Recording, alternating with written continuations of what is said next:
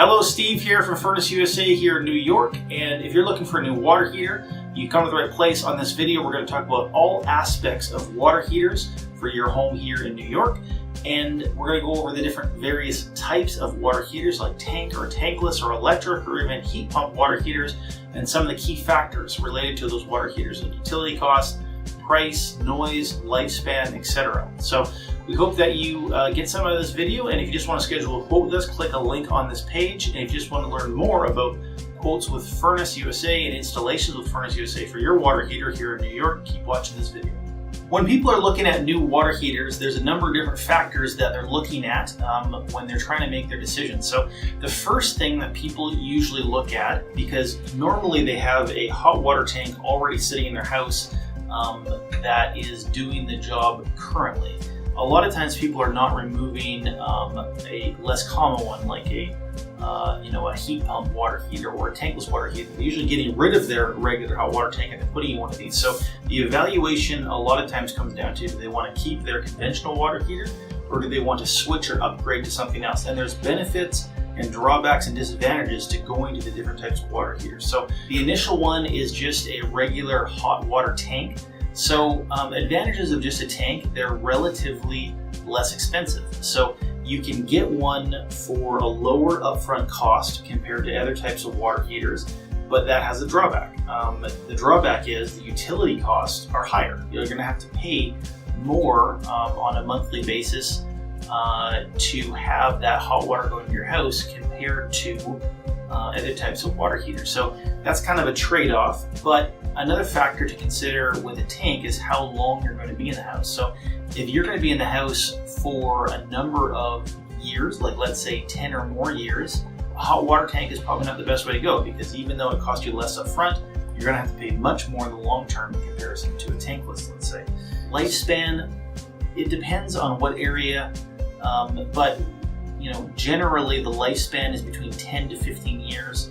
There's some little pockets where when groundwater is really bad, where it can shorten the lifespan. But generally, 10 or 15 years is a decent rule of thumb. Sometimes shorter, unfortunately. So the other most common type of water heater that people want to get and are looking for is the tankless water heater. So there's been a massive surge in tankless water heaters over the last number of years. Tankless water heaters, also called on-demand water heaters, around the world are the most common type of water heater. But in North America, they've been relatively slow to catch on, but there's huge advantages to tankless water heaters.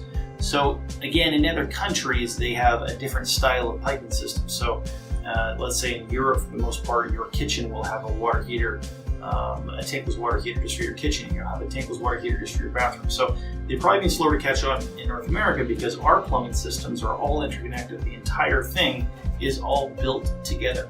What that means is you need to have a much bigger, more powerful water heater, because if you think about it, let's say there's somebody having a shower, there's another person doing laundry, there's another person doing the dishes.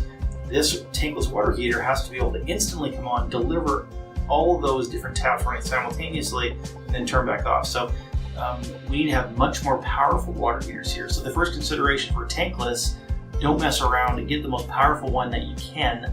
You can always turn a tankless water heater. You can just use part of its capacity, but if you buy one that's too small, there's nothing you can do. You need to basically put in a secondary tankless or add a hot water tank to help the tankless, which then you've wasted all of your money down that direction. So advantages and disadvantages towards a tankless: utility costs, absolute rock bottom that you can get in terms of gas water heating.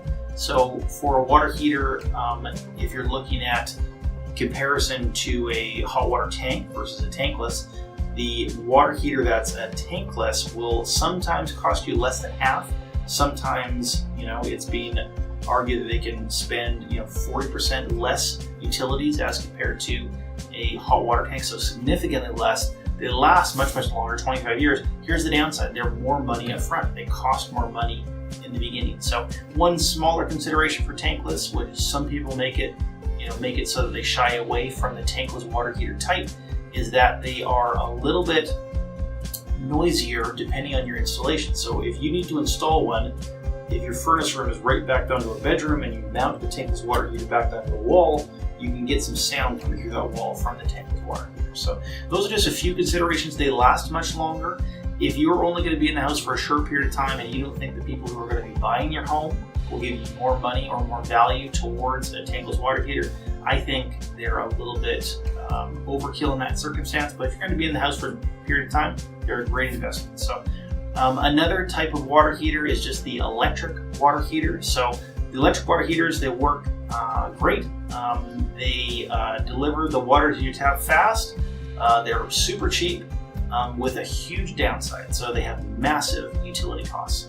So the highest utility cost that you can possibly get of the different types of water heaters. So, but they're cheap, you can put them in a closet, they don't need exhaust venting, there's all sorts of advantages, but with a big downside of high utility costs. And that brings us to a different form of electric water heater called a heat pump water heater. So I think they're a great technology. I think they're a newer technology, and I think there's still some stuff that needs to get worked out of them before they're amazing. Because what I've seen before, what a heat pump water heater does is absorb heat from around it and put it inside the water inside the tank.